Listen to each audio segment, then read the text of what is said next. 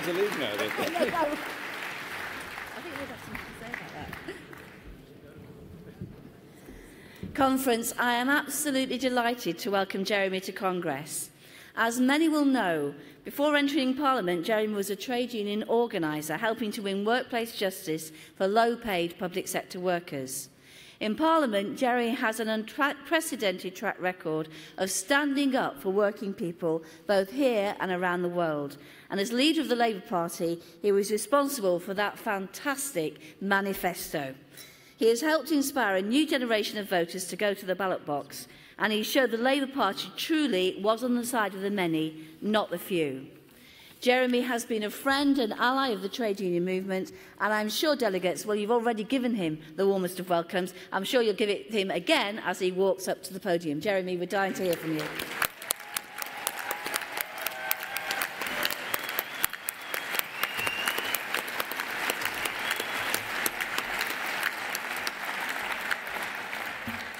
Congress, thank you. Absolute delight to be here today, and thank you for that very warm welcome. And Mary, I got a message for you this morning from the Shadow Cabinet. One of your pupils was taught by you, did very well in her English O-levels, and puts it all down to you. Shami Chakrabarti sends her solidarity to you and to the TUC. So you never know where teachers' work might end up. Thank you for everything you do as a movement for our people and our country, to secure better pay and conditions for working people and give them a voice in the workplace and a say in our politics. Trade unions are far and away the biggest voluntary and democratic organisations in this country. They're the roots and the lifeblood of the Labour Party. You are abused by the powerful and your rights attacked, including by this government. But the trade union movement represents the best of Britain and is a vital engine of progress in our democracy. And of course, trade unionism has always had international solidarity at its heart. And it's wonderful to see Ube Ballesteros, who was unjustly imprisoned for his trade union activity in Colombia,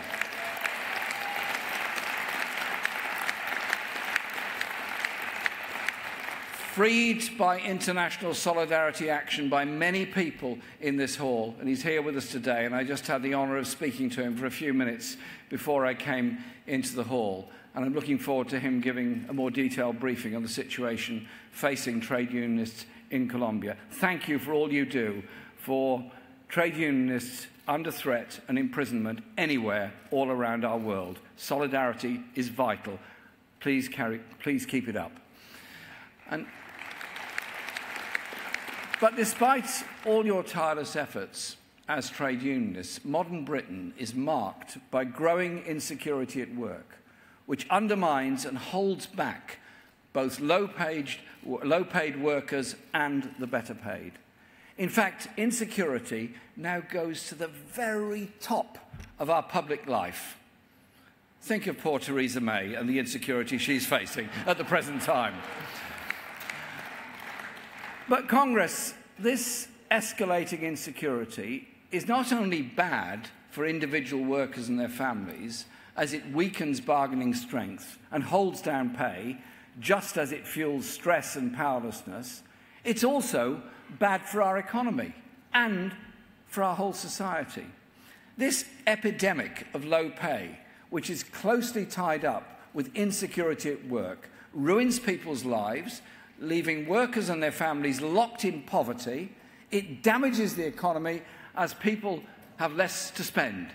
It costs us all because it means more paid in tax credits and housing benefit from the public purse, and it means less tax being paid to fund public services.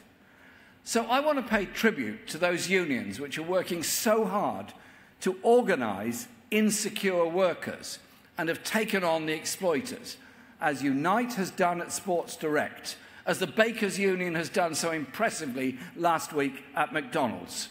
McDonald's boss is paid 1,300 times more than the lowest paid of his staff, symbolic of the deep inequality and injustice that scars our society. That's why it's crucial for our movement to organise the lowest paid and most vulnerable workers. The TUC needs to represent all workers, and the least secure have to be our priority because they need our solidarity the most. Their needs for representation are the greatest. Last week, I raised some of these cases at Prime Minister's Question Time, and Theresa May could not bring herself to utter one word of condemnation of McDonald's or Sport Direct. This from a Prime Minister who tried to rebrand the Conservatives as the Workers' Party. No, it's okay, I didn't buy into it either. It's essential we work together as a movement, trade unions and the Labour Party, as part of local communities to stamp out low pay and insecurity. And I know it's not easy. As Mary explained, I was once a trade union official in Newpie, and before that, working in the Tailors and Garment Workers Union, as then was, representing low-paid garment workers, mostly women, victims of some of the most appalling practices by unscrupulous employers that denied them what they were owed. Exploitation and discrimination at work cuts across all sectors and pay grades. And that's why Unison's victory against tribunal fees in the High Court was such an outstanding gain, won on behalf of all workers.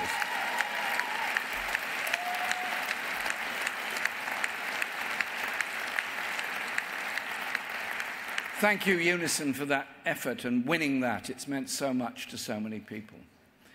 Rights mean almost nothing if you can't afford to get access to them. And Congress, we're united behind the CWU and the 100,000 Royal Mail workers about to be balloted, fighting against cuts to their pay and pensions. Their fight is all of our fights because it's the usual story of privatisation. First, the company get the assets on the cheap, then they hike prices and cut services to the public, and next they cut workers' pay and pensions. Privatisation is about transferring wealth and power from the many to an elite few.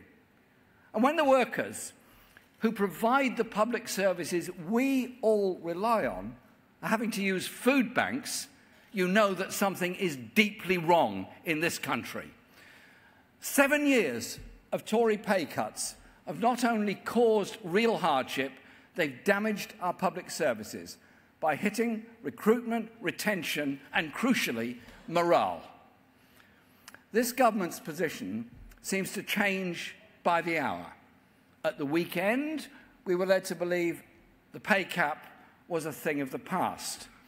Yesterday, the Prime Minister's spokesman said it would continue as planned. Today, as inflation rises to nigh on 3%, they try to divide people on the cheap. The POA is right. A pay cut is a pay cut. We must be united in breaking the pay cap for all workers. So let me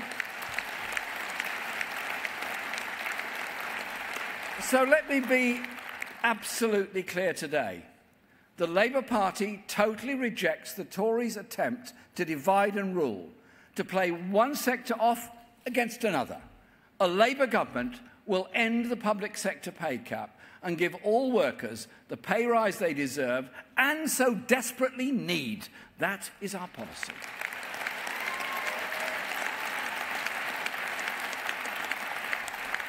And Congress, in the case of the Birmingham bin workers, which I know you've discussed today, we collectively, as the Labour and trade union movement, have a duty as a Labour movement to find a resolution to this dispute as soon as possible. Please, let's get that done quickly.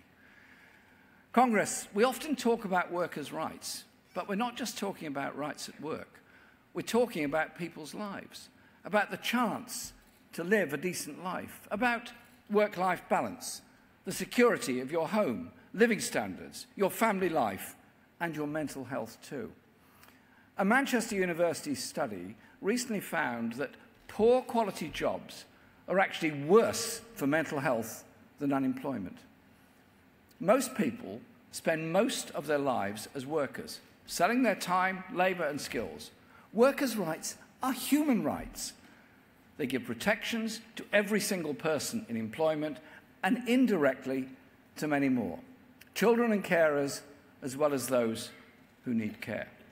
They're fundamental to any society that claims to be advanced or democratic.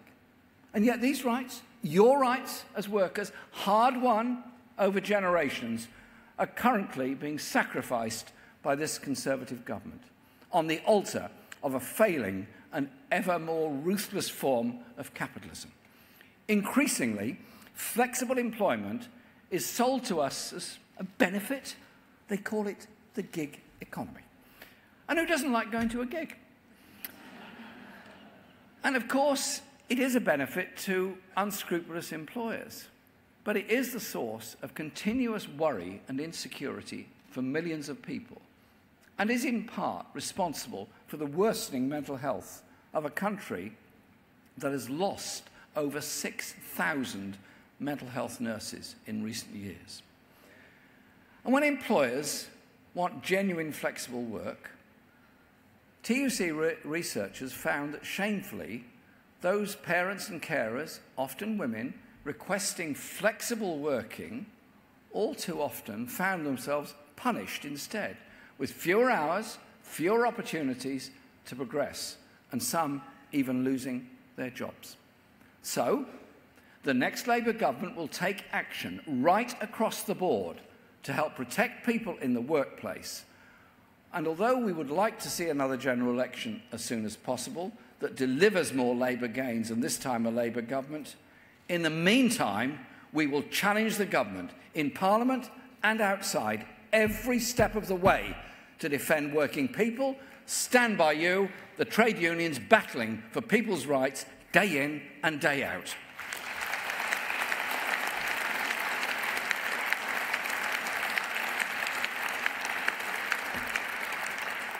Rights are won by all of us together, but they have to be constantly defended and enforced.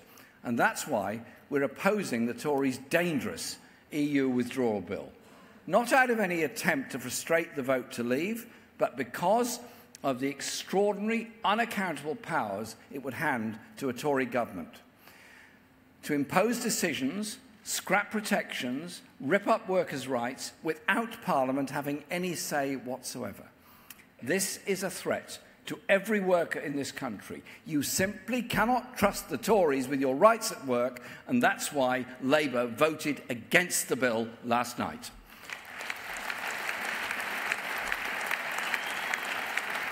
There is no doubt that the British workplace is already one of the most equal in the world.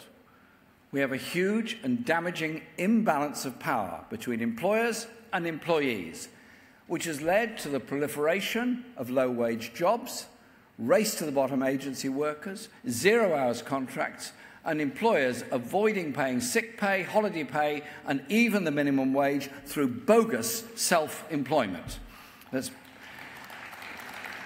That has been effectively targeted by unions such as the GMB, fighting for Uber drivers denied their basic rights at work.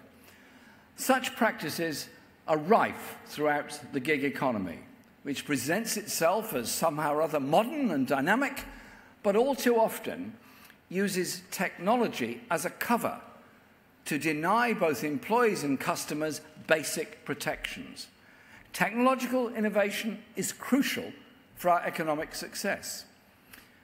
But technological advance cannot represent real progress if it means we dragged back to 19th century employment practices, or it's used to impose deregulation that leaves people without dignity or security. Technological advance is driving change in the economy and the workplace at unprecedented speeds. But what is not inevitable is who benefits from it. We need a government and an economic and industrial policies that are not stuck in some 1980s time warp of neoliberal dogma, but are driven by the need to channel and shape technological change to benefit the many, not the few. That will not happen if we leave it to the market or corporate boardrooms. The Bank of England estimates that 15 million jobs could be at risk of automation over the next decade. And, as is so often the way, those most at risk are those who are paid the least. The deregulated gig economy is ripe for automation. It's no basis for economic advance and rising living standards. No. That demands high investment in the cutting-edge jobs of the future. When you add the Conservatives' continuing determination to hack away at the role of the state, cutting investment, squeezing public services, and removing your rights, it's not hard to see the dangers of the present course we're headed on. We already know that the Tory way of running the economy has dramatically widened regional inequalities, sharply increased the wealth gap with tax breaks for the few and public services cuts for the many. And the Tory approach to Brexit is to use the process of leaving to go much further, much faster in that direction, delivering a deregulated free market tax haven off the shores of Europe, underpinned by a race-to-the-bottom trade deal with Donald Trump, a Shangri-La for bosses and bankers, but nothing of the kind for everybody else. Because that is the real divide over Brexit. A Tory Brexit to drive down standards, or a Labour version that puts jobs first.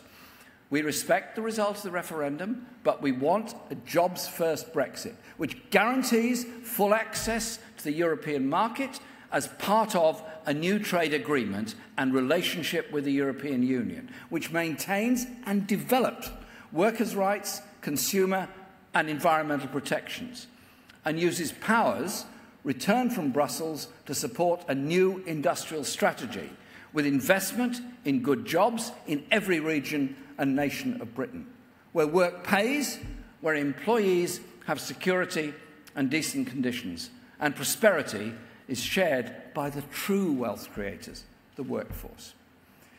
When we leave the EU, the current free movement rules will end. Labour wants to see fair rules and management of migration, fair rules that put jobs, living standards and the economy first, not fake immigration targets as the Tories do, that will never be met. And we will continue to assert that the rights of European Union nationals must be guaranteed immediately. We must never allow ourselves to be duped and divided. It isn't migrants who drive down wages and conditions, but unscrupulous employers supported by a government that slashes rights and protections at work whenever it gets the chance. It's our movement that's been the bedrock of resisting racism and fascism in the workplace and on the streets, and we must continue to oppose the division that the far right would seek to impose. So, if we want to tackle low pay and insecure work, we need a Labour government strengthening workers' rights, enforced by strong trade unions, taking action to prevent employers undercutting pay and conditions, not closed borders, xenophobic intimidation and scapegoating. That's why our General Election Manifesto set out a 20-point plan for security and equality at work, including equal rights for all from day one in a job, banning zero-hours contracts, guaranteeing unions a right of access to workplaces, raising the minimum wage to a real living wage, ending the public sector pay cap, setting maximum pay ratios of 20-1 in the public sector and beyond, banning unpaid internships, doubling paternity pay, reinstating protection against harassment at work, and support the Dying to Work campaign to protect workers suffering from terminal illnesses.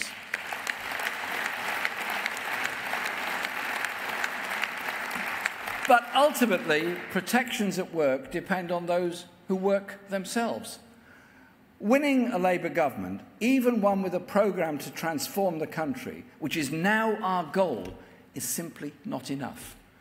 That's why the most important thing any worker can do is join a trade union.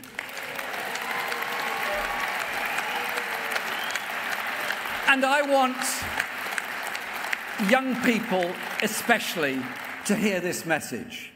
Many young people have recently got involved in politics for the first time. Tens of thousands of young people have joined the Labour Party in the recent months. And at the recent general election, we saw the long-running decline in young people voting totally reversed, with young people voting in higher numbers than they have for a generation. Politics is about power, and democratic politics is about putting power in the hands of the many, not just a few. The principle applies to the workplace too. If you want a job that pays a decent wage, that gives you a chance to get on in life, live independently and enjoy your work, then join a trade union.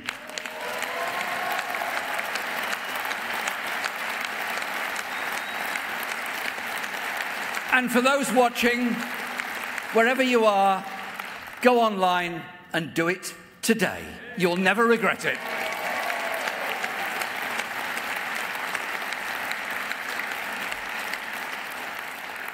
Trade unions are often demonised in the right-wing press. I know it's a shock, I know it's a real shock to you, that billionaire, tax-dodging press barons don't like trade unions.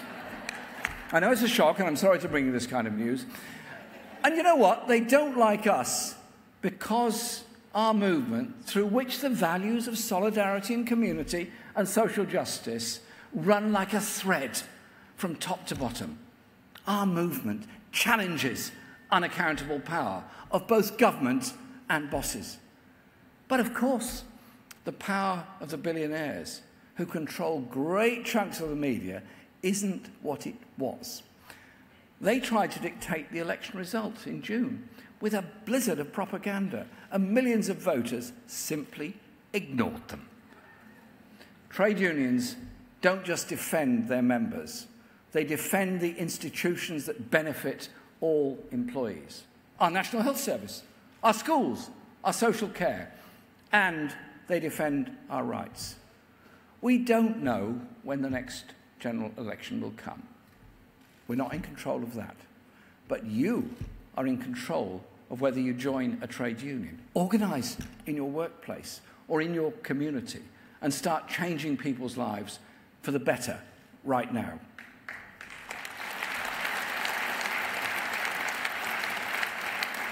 We don't know how long it will take, but this weak and chaotic government will be prized out of Downing Street. And we know that the advances we made in the general election in June are just a powerful springboard to win the radical Labour government we want to see. So together we can change our country so it truly works for the many, not the few.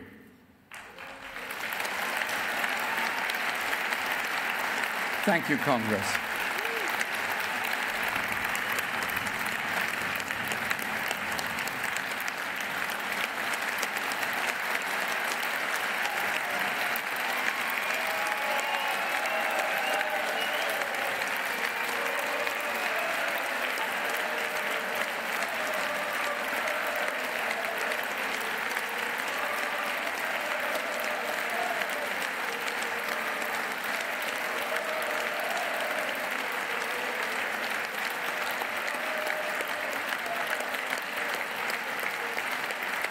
Thank you very much. Thank you for the honour of inviting me to Congress, and thank you for all you do as trade unionists, day in and day out, supporting people who need that help and support. Thank you.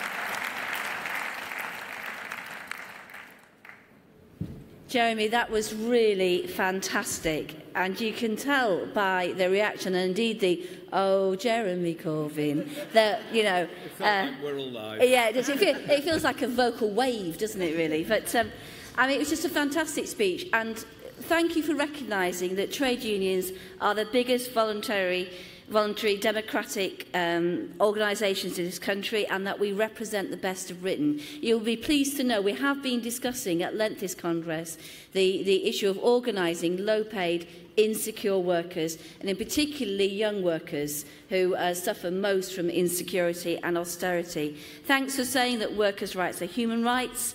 Thanks for saying you simply can't trust the Tories for getting decent jobs at work.